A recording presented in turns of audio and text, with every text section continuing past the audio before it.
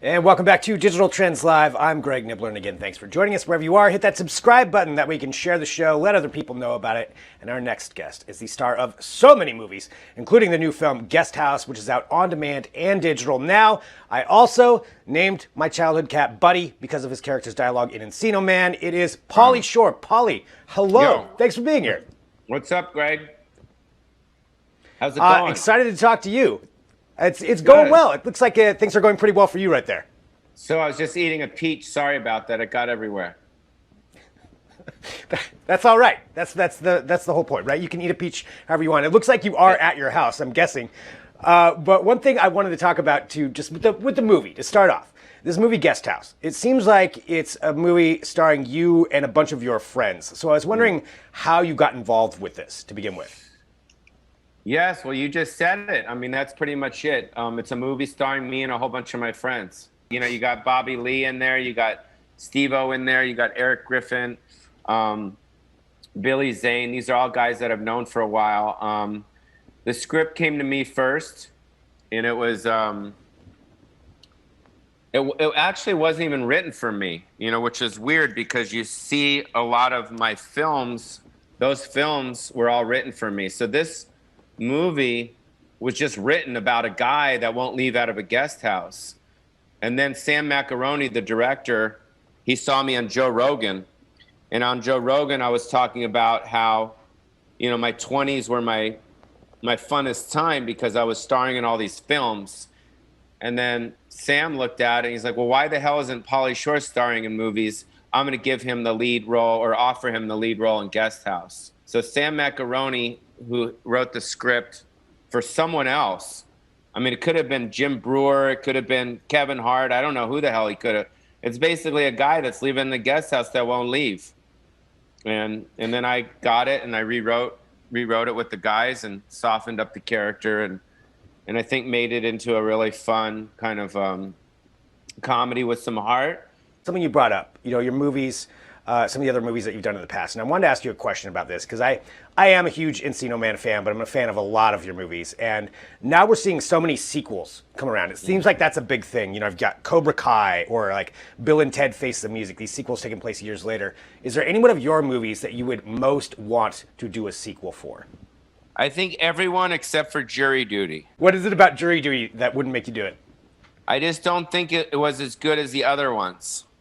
But that being said, I think if it's got a good script and a good cast and you bring Tia Carrera back, then you never know. But the other movies I think are more, I think the audience, I mean, you always have to think the audience.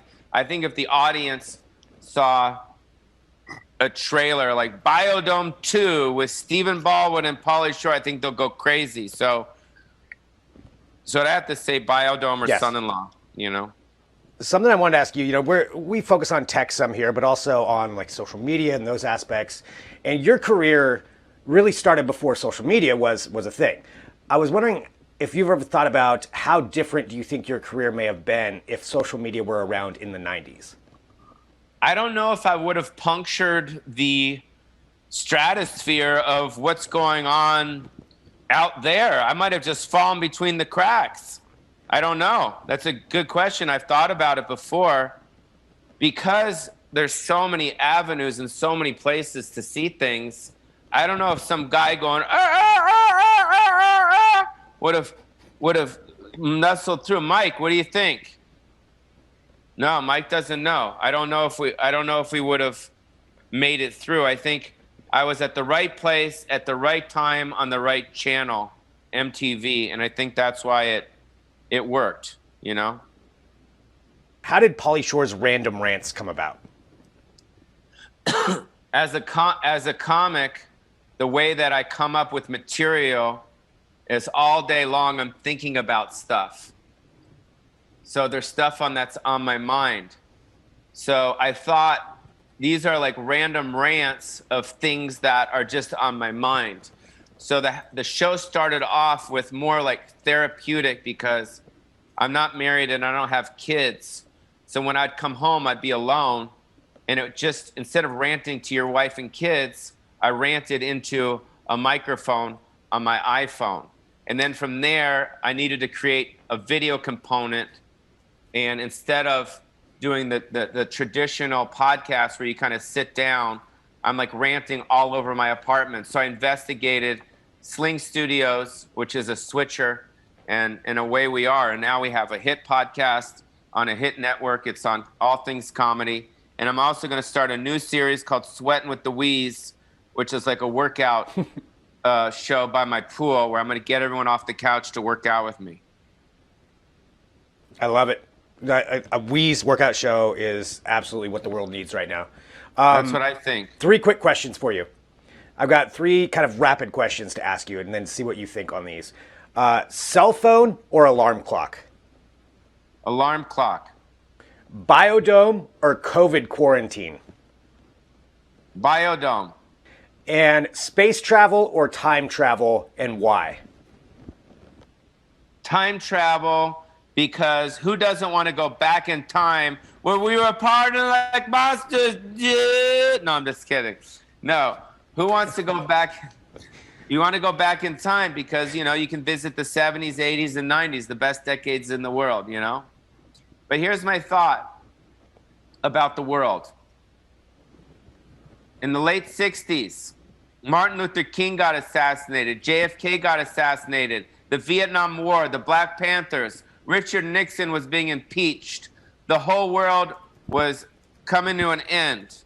And then after that, the dark clouds went away, and we had the best decades ever in the life. We had the 70s, 80s, and 90s, and I truly feel that after this time passes, we're going to become better as human beings with each other, and I also feel like we're going to appreciate the little things that we took for granted, like going to Starbucks, going to the gym, and eating in restaurants. So we're going to get through this.